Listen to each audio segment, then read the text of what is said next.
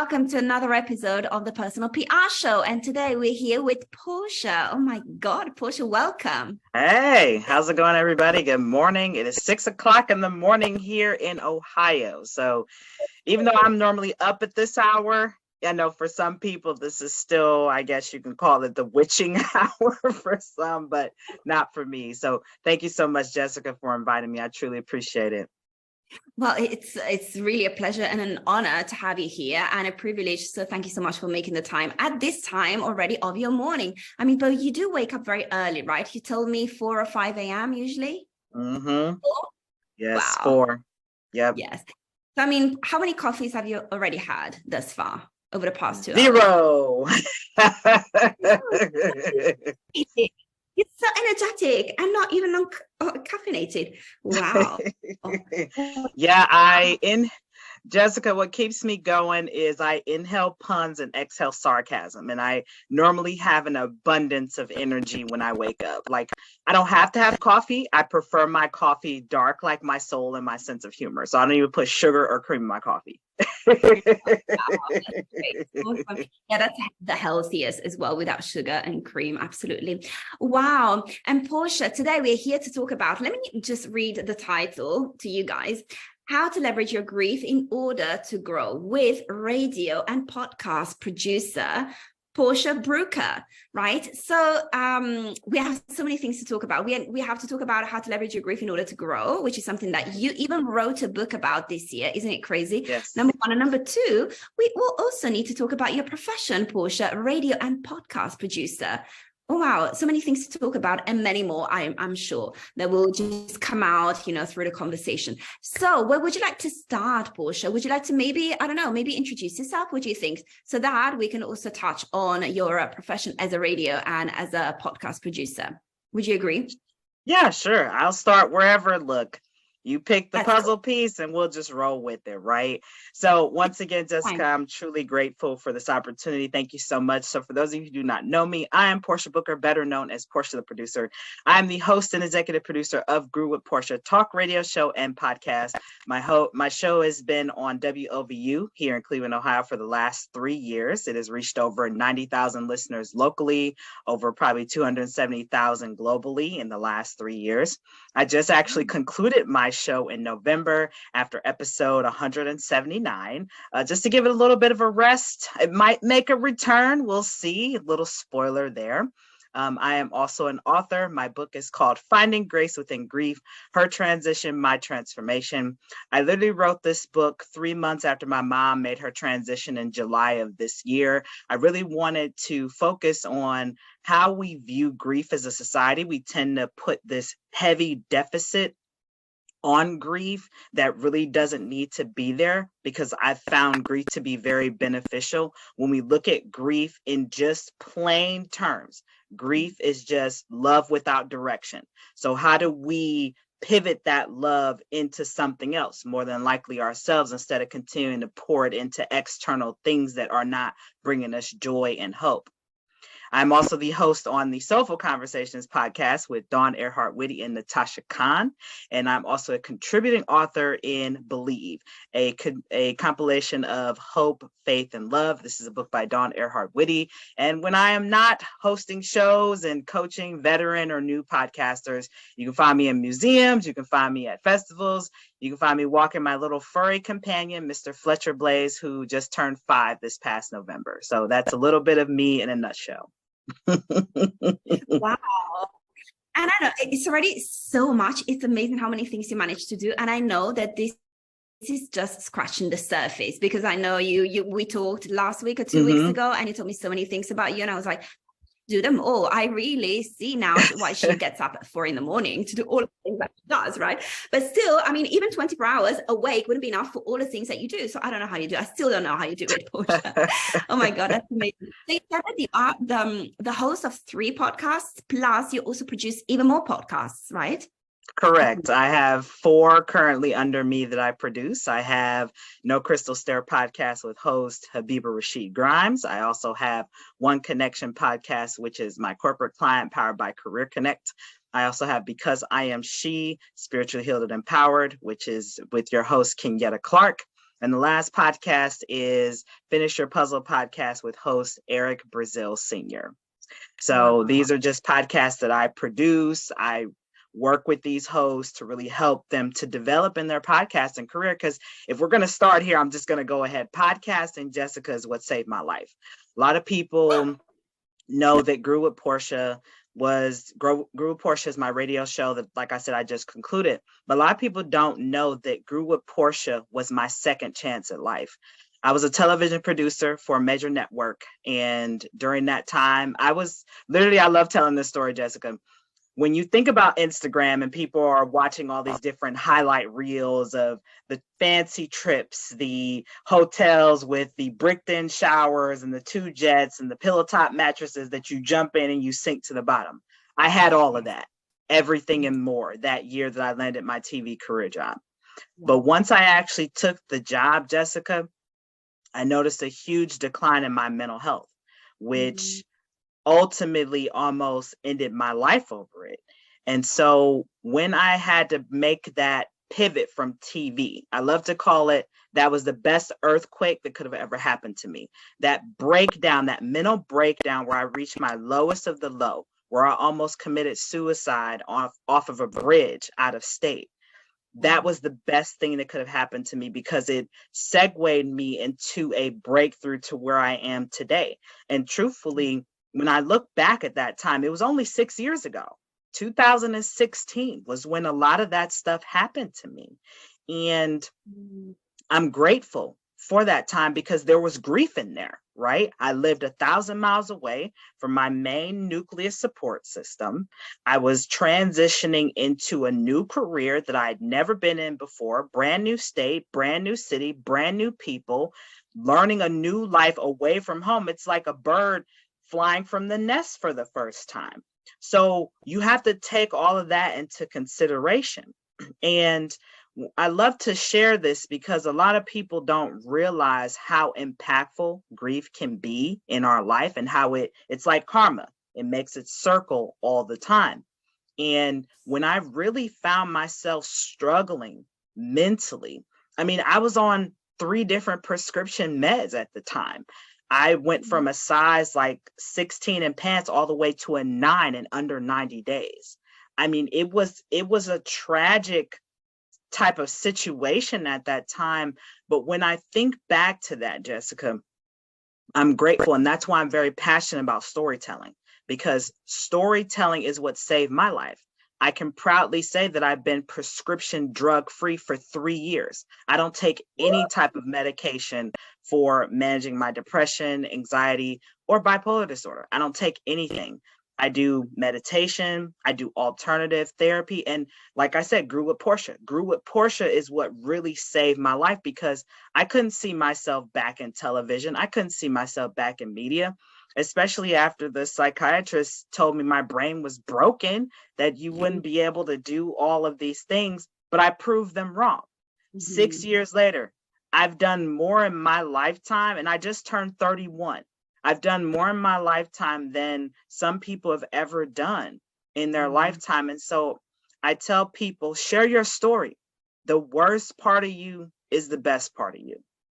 Wow. The worst part of you is the best part of you. This is amazing. I never heard of this. Like, I heard your message is your message and so on. But this one, oh my God, is it a soundbite of yours? Did you create a soundbite? Probably. I have a lot of Portia-isms. I do. A lot of people ask me, where do I pull them from?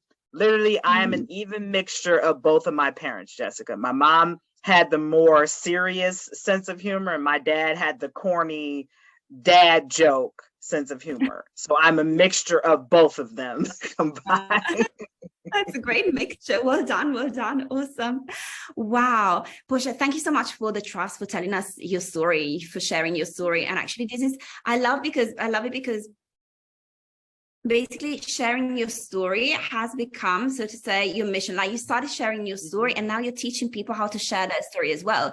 And I would say that this probably is the mission and is the purpose behind you helping people with their podcasts, right? So you have your own podcast, your own radio show and so on, but then you really help people people, start and basically grow their own podcast as well. And the whole purpose of this is basically for them to share their story, and then also, of course, to help other people. So it's like a chain. You're helping other people, share their story, and it goes on. These people will help other people share their stories, and so it goes. And I think it's amazing. Like, you're really the initiator, the catalyst of all of this. So it's amazing what you have, what you have been able to create over the past few years, only at the age of 31. Can you believe that, guys? Yeah, 31. Yeah, I mean, 31. Jessica, it's, storytelling is an art form that we have buried. Storytelling is really a healing technique if it's used right. Because I remember, Jessica, when I first started Grew with Portia, I didn't speak anything about my mental health. I started Grew with Portia as me just interviewing cool people around the world. I started on LinkedIn, just finding different people around the world that are doing all these amazing things, right? But then Grew with Portia took its first pivot in May of 2019. I'll never forget it. I was on a Zoom call like this with attorney Corey Minor-Smith, and she's a mental health advocate, and she specializes as an attorney in mental health rights. And I opened up about my mental health journey, and that's when Grew with Portia took its first pivot and transition into helping other people share their mental health journey and really taking their mental health into their own hands. Because let's be honest, mental health holds such a heavy stigma, but reality wise, Jessica, we allow it. We allow that stigma to stay. Right. We have to speak up about it. We cannot continue to hold this heavy narrative that society places on mental health. What if I'm just saying this off the cuff, what if a mental health diagnosis or a mental health journey is really a spiritual journey of awakening? Yes. Instead of us being bombarded and clouded with all these prescription drugs, what if it's part of our journey to go through this in order to unbecome this person who we thought we were supposed to be, and really encompass and embody the person who we truly need to be in order to make an impact in the world today. Yes. And, that's what I really believe about my grief journey, right? I mean, a lot of people have lost parents. A lot of people have lost siblings, children. Now, I can't relate to everybody's grief journey, but if we're going to put grief in plain, simplistic terms, grief is grief, love is love, pain is pain. In our society, we tend to create this narrative that my grief is heavier than yours because I lost a kid, because I lost a pet. But realistically speaking, the theme of grief, everybody is no stranger to it, realistically speaking. And so what I really try to tell people, Jessica, is grief has been the best thing that could have happened to me in my life. My television career ending was the foundation for me to be able to walk on this grief journey of losing my mom. My mom was my biggest and I might get emotional. I knew it was coming. Aww. My mom was my biggest cheerleader. My mom always supported my dreams. My mom always told me, she said, Portia, go for everything that you ever wanted. And I tell people that I held my mom's hand when she took her last breath, and she told me, Portia, mommy's job is done. Mommy's job is done. Wow. And when she said that, Jessica, I said, right, mommy's job is done, but it's only the beginning for me. Hence my book title, Finding Grace Within Grief, Her Transition, My Transformation. That her transition, my transformation came to me as an epiphany when I was picking up my mom's ashes from the funeral home. It literally came in the window like a bird, like, Portia, what if mommy's transition is for your transformation? And I didn't understand it at the time, Jessica. You figured this was in July of this year, and we're currently in December. And I'm like, what does that mean? How does my mom's transition create a transformation in me? But I started to see it immediately. The 2 days after my mom made her transition, a monarch butterfly was flying in my front yard. And one of my Facebook friends had asked me to submit a short story for her anthology. And I've always been a writer, Jessica. I've always written in a diary. I've had my own diary since I was like 9. I think a lot of us have. But I've never, I wouldn't say never, it's been a long time since I've put out any of my work. It's been several years, probably at least 10 years. And when she asked me, I said, what's the hurt, Portia? What's really the hurt? So I sent her the short story, and her audience loved it.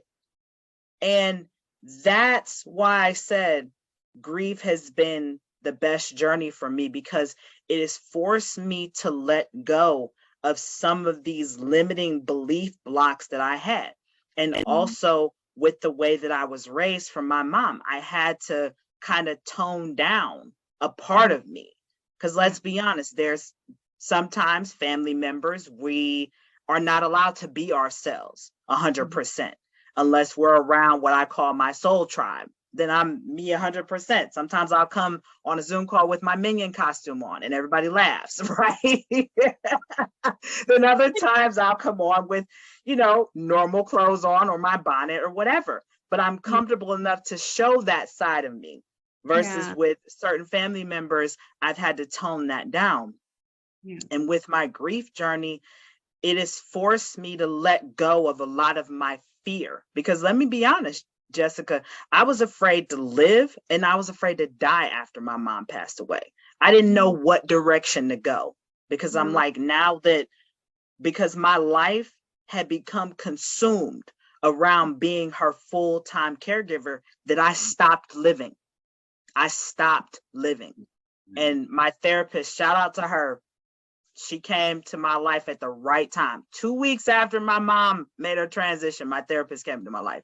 And she said to me, Portia, God had to bring you to your knees in order for him to get you back on the path he needed you to be on.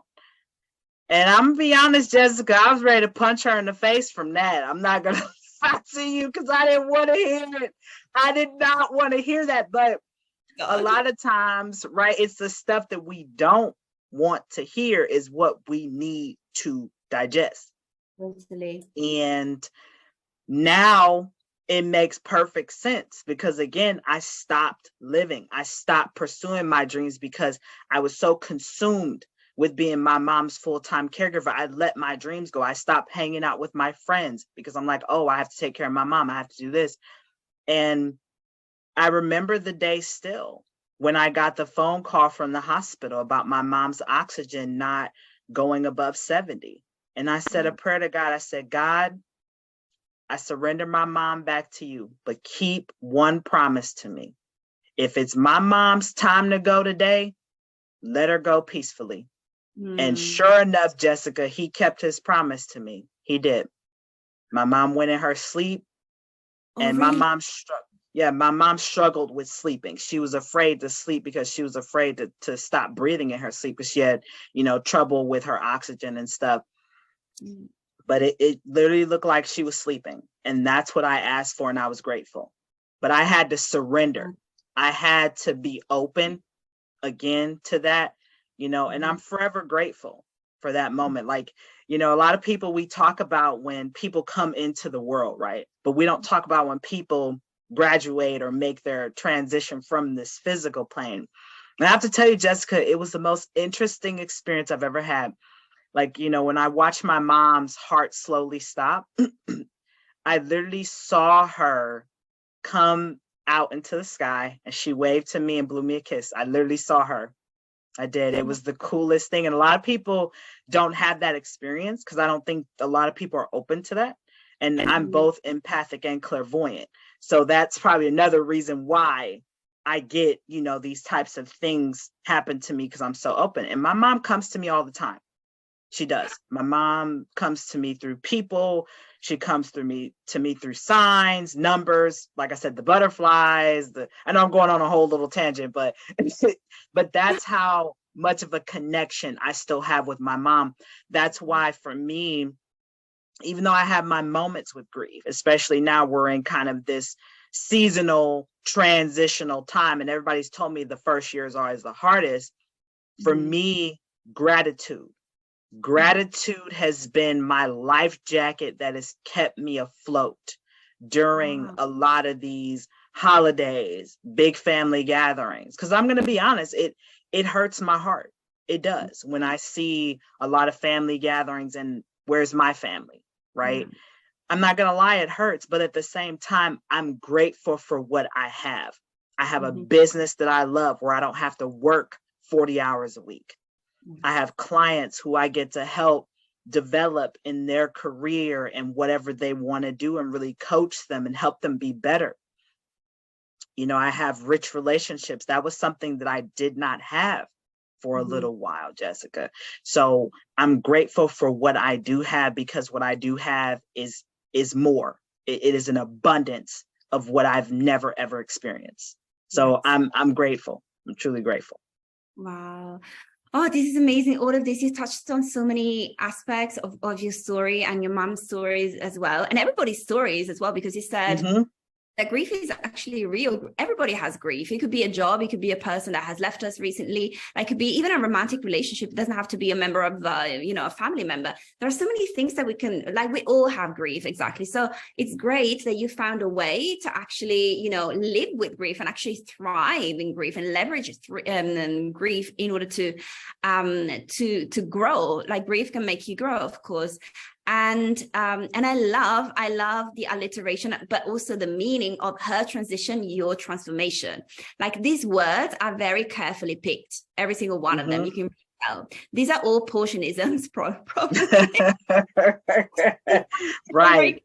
Crafted words. So, do these alliterations and, play on words and so on just come to you like this, or is it something that you really put a lot of intention in and you try, and maybe you take your time also to create? Because I think that we in public relations, we call in sound bites, but it doesn't have to be public relations. There are other, of course, realms, other fields in which we use these techniques. And I think that's super important. We can even call them frameworks sometimes, right? Just frameworks or models or whatever. And I usually recommend them to all of my clients when we create that thought leadership and really, really, how can I say, codify their intellectual property. But yeah, what is the case for you? Do you really put a lot of intention into it? Is it by design, or do they just come to you? Are you like a poet, a natural poet?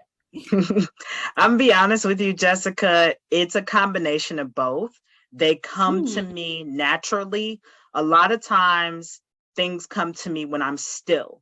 You have to be still in order to get the download. For my book, I'm driving in my car. That's how the title came to me. And even the cover, the front cover of the book, which is a picture of my mom. It is my mom when she got married at 19. That picture came to me during my Reiki session because I couldn't figure out what cover I wanted for the book. I'm literally pulling strings. I'm like, okay, God, give me a download. So I did a Reiki session with a very good Reiki practitioner who I know and trust. And during the Reiki session, I just remember hearing my mom singing to me one of my favorite nursery rhymes. Mommy's little baby like shortening bread. Put on the kettle, put on the lid.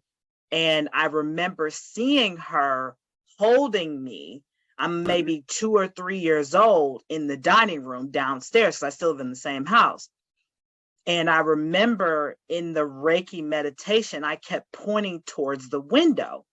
And when I woke up from the Reiki meditation, I said, wait, window, the picture, there's a picture.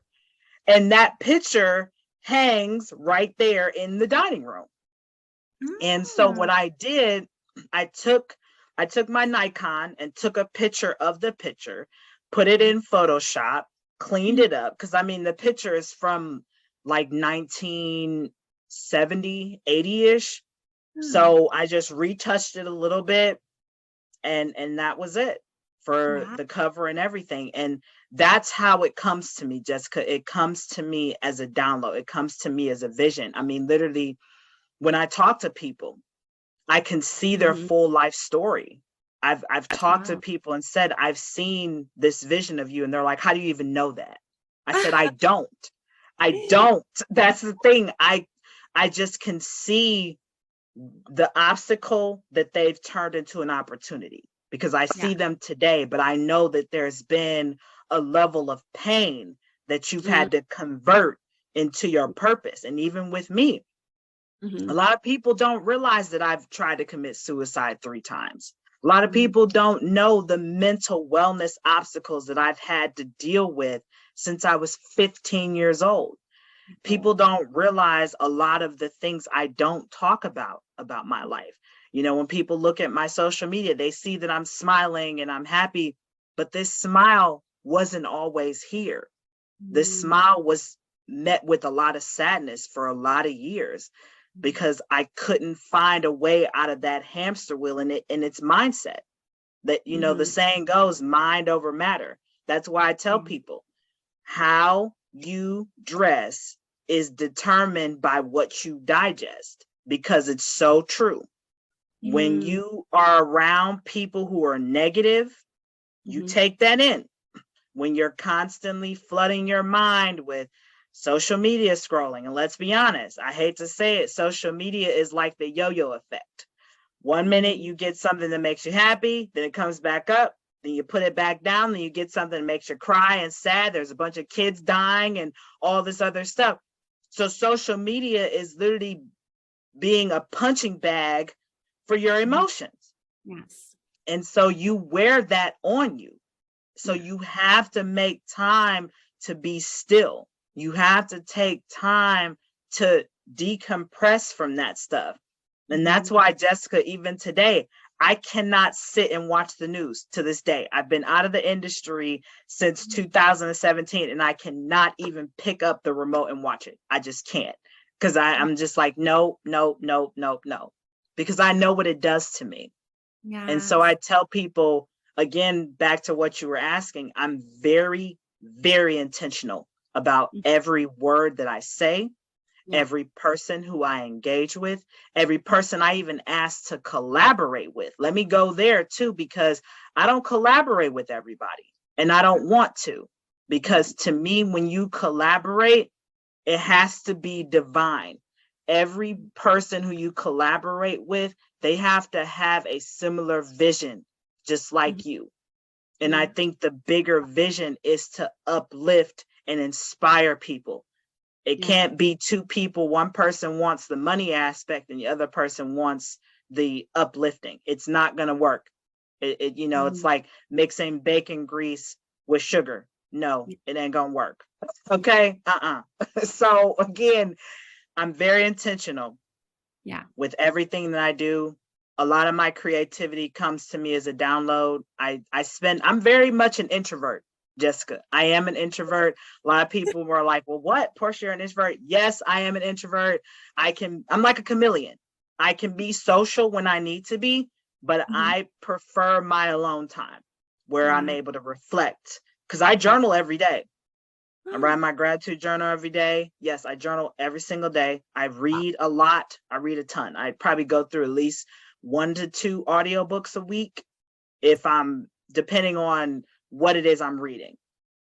So right now I'm actually reading How to Feel Good by, I think his name is Dr. Ben Burns. And he's talking about how to work on your mental health without doing this prescription makeshift matrix that most people tend to fall in, our mental health care system.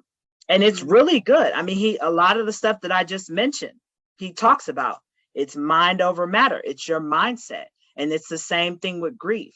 When you find yourself feeling lost, unloved, and that, this person's gone that you can't live, counter that thought. This person loved me to pieces. I know my mom was my biggest cheerleader, and she's always with me. She's still with me to this day. She's forever in my heart. And that's the best gift that I could ever give her. She's here with us as well. Oh, yeah. She's right now. Yes. Oh, yeah. It's not only two. That is Oh, amazing. But Portia, going back to your book for a second, Yes. was it actually your first book? Correct. Yes, this was my first book. Oh my Yes. God, amazing. Because here, like so many of us, like with 750 people at the moment, and so many of us want to publish a book. So would you like to maybe tell us a little bit about your experience with publishing a book? So how did you actually approach, like you had this idea, but then how did you get things started? How did you get the possibility to get published and all of that? Because I mean, you started the book in July, you already published it in November. This is a miracle, super quick. How did that happen? So I did a little bit of a different route, Jessica. I know most people love to go either self-publishing or, find a traditional publisher such as Penguin Random House or whatever. I did mine because most people know me for my voice. My book is audio only. There is no print book for my book. None. Oh, cool. Wow. So it is narrated, it is mixed and mastered and produced by me. There is music transitions between every chapter, every change in the book. You get a fully mastered, produced book. Wow. Yeah, which is your art, right? Producing is your art. Wow. Audio in general is this is so cool. But how long did it take you to actually write the book? Because I imagine that you wrote it, and of course, then afterwards you read it out loud for the audio recording, right? Yes. So how long did that take you? I started the book, I want to say at the end of August is when I started it. I just started with all the, all the symptoms of grief, denial, acceptance. Obviously, my brain's a little scattered this morning, but you get where I'm going. I started with all of the different stages of grief, but I started mine different. I didn't start mine with denial. I started mine with acceptance, because whether we acknowledge it or not, Jessica, we've accepted what happened. That moment of that person making their transition, that breakup, we've accepted this is the reality, hands down. So instead of us burying it, we've already accepted it, whether we want to acknowledge it or not. That's the first thing that I started with, because I already knew. Yeah. I mean, I knew the day before of my mom's transition, I knew. Number two, it took me, I want to say about 4 weeks to write it, because I was on and off, dealing with grief and trying to work through my emotions. But what I realized, Jessica, and this is why I'm really passionate about storytelling, is when I wrote out those emotions through those stories, those key pivotal moments of my mom's last moments here, it freed me. And it started, truthfully, my therapist had me write an open, honest letter to God. She said, Portia, you need to tell God how you feel. And I grew up in a household where you're not allowed to question God. You're not allowed to hold God accountable or tell him you're upset. But I'm telling you, Jessica, I let God know. I'm like, look, we're in a boxing match, sir. I'm ready to punch you in the face for everything that you've done. But guess what? God still loves me anyway. And hence why he gave me the vision for that book. So it started with those open letters to God. The very first one I wrote was in July. And then I wrote another one. Yeah. And that's when he started to speak to me. And then it took me 2 days to record it. So the first day that I recorded it, I did the outer shell of the book. So the cover page, the ISBN number, the dedication to my mom, the acknowledgments, and about the author. I did all that the first day. And then I think I did 2 of the other chapters, I think. And then the second day I worked backwards. I did the hardest chapters first. So anger, bargaining, denial, and then acceptance. I did. And so I wanted to end on an upward swing instead of a downward. So I was very strategic in the way that I read and narrated the book. And then I would listen back through. I mean, hence what I do, I would listen back through to it before I mixed it and mastered it. Shout out to my good friend Gail Flowers. She's also a big part of this audio production that I created for my mom, because she helped me to master it too. So you had two producers working on it, one narrating it obviously, and the other one doing all the mixing too. So, go ahead. No. I was like, so cool. Even two producers working on the same audiobook. That's doesn't happen very often. No. One of the producers. Yeah. And I did it all from home. I have my own little studio here in the house, and, I just set my audio and everything and just went. I prepared my voice and everything, kind of like what I did this morning before I jumped on here. I'm very intentional when I know I'm doing any type of speaking engagement or any podcast interview. I prep my voice for the day, everything. That's awesome. Everything. What exercise do you do? If we So what I do, number one, I always drink either hot water or tea to wake up my vocals, to clear it of any phlegm. Before I even get on air, I swallow raw honey. Raw honey. You swallow raw honey, and that'll clear anything else. The third thing I do before I get on any show or anything, I sing. I sing prior to get my vocals woken up. That way I can speak for longer. So this morning I was singing Corn this morning. So it just depends. I pick a different song before every single show. It just depends. That's so cool. And you just sing, of course. First of all, you warm up your voice, and then you sing, and then you go now. Wow. So that takes you about how long? Maybe 10 minutes or 15 minutes? About 10 minutes, 10, 15 minutes. Yeah. It's feasible, right? It's not that you 45 minutes and you can't do it every time before a speaking engagement. Actually, it's feasible. So guys, it's feasible for you. You have no excuses either. Jessica, I've had to do it after I've been crying. A few times I've still came on podcasts after I was bawling my eyes out over my mom, and I had to get my voice together. That's another thing. I have to do a hot face compress because my face is all puffy and swollen, and then I have to still do my hot water and tea. Oh yeah. So I've still shown up on podcast interviews after bawling my eyes out, and nobody would ever know. Yeah, exactly. Wow. This is what a pro does, right? Guys, we can all Portia, like all of the pro experience that she had. Oh my God, because now you've just published a book, an audiobook, produced it, and so on. And you've been, a podcast producer for many years. You're a radio host as well. Plus, before that, which you mentioned, you used to work at a major news channel in the US, right? Yes, like a guy's like really major. Like if Portia told you the name right now, you would know it.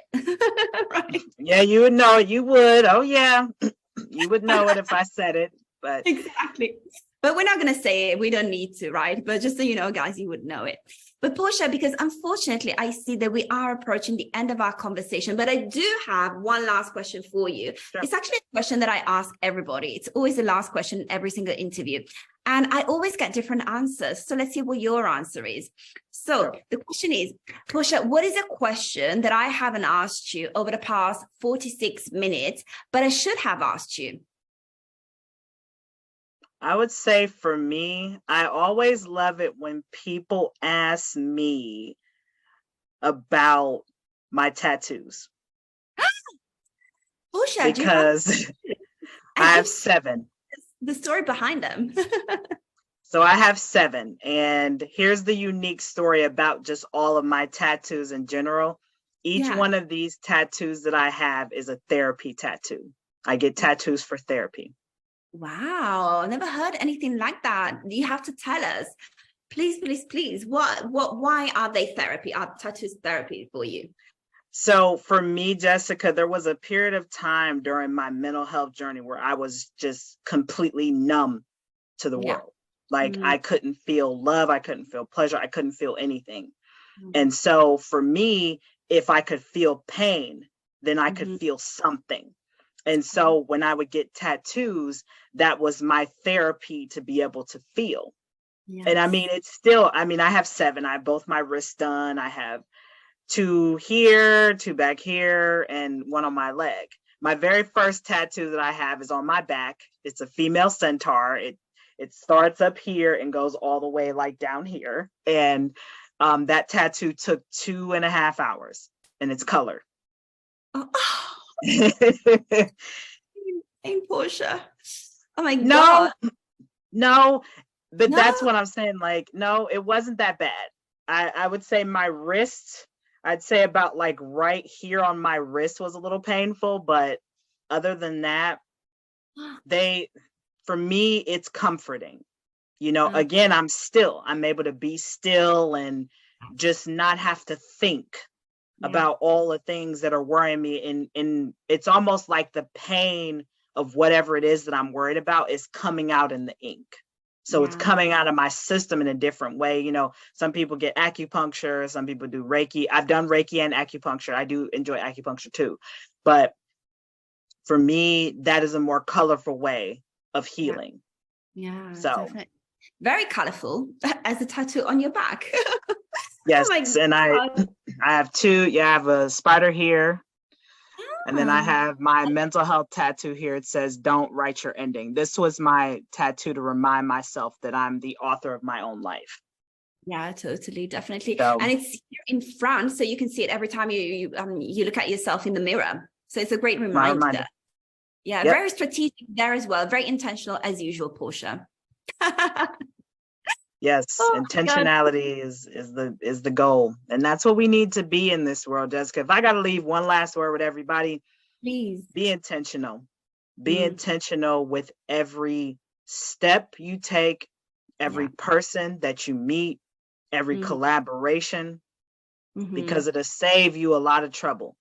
You know, when you're intentional, because you're really being specific and you're really narrowing your focus. That way you can really achieve the goals and the dreams that you want to, because they're out there. And just remember, the worst part of you is the best part of you. I'm Portia the Producer, everybody. Portia the Producer, this is amazing. Portia, you have to come back to the show. Will you come back in, I don't know, January, February, whenever you have time? Yeah, anytime. Talk about, right? Yeah, I have some speaking engagements coming up in 2023. So yeah, definitely. I'll come back on anytime, Jessica. Awesome. Yes, we'll be in touch with you. Joe will be in touch with you. This has been amazing. Thank you so much, Portia, for making time for us at 6 a.m. in Ohio, on Ohio time. This is really Thank you. I hope that you have a good breakfast now. Maybe, I don't know, are you having coffee now? Yeah. I'm drinking hot water right now, but I'll have my coffee in a little bit. Yeah, great. I have my coffee as well because we're in Italy. I'm in Italy this week, so of course I have to have coffee with lunch. After lunch, there's always coffee. We'll have coffee at the same time. Perfect. Awesome.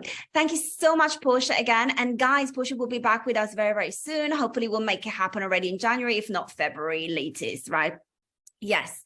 Awesome. Thank you so much, everybody, for watching us. And Portia, thank you so much. Have a lovely day. And guys, I'll see you later this week for the next episode of the Personal PR Show. Goodbye, everybody. Take care. Bye, everybody.